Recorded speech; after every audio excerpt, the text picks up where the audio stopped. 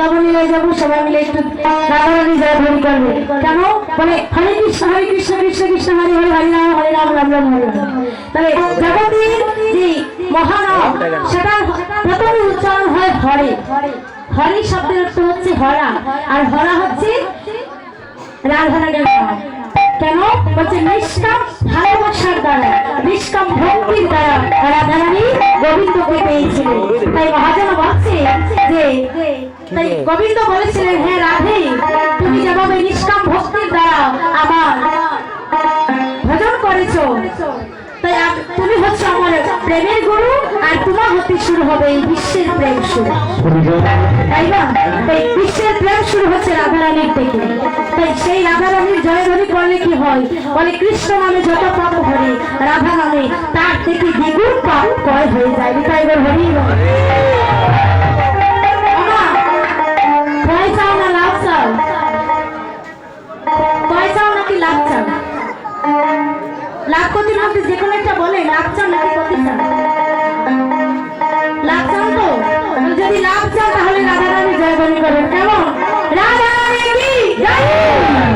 বাবা আর একটু টান টান করে রাখো না, দেখি কার হাতটা লম্বা। রাধারানী কি, সুন্দর কি, বাবা মোহন কি,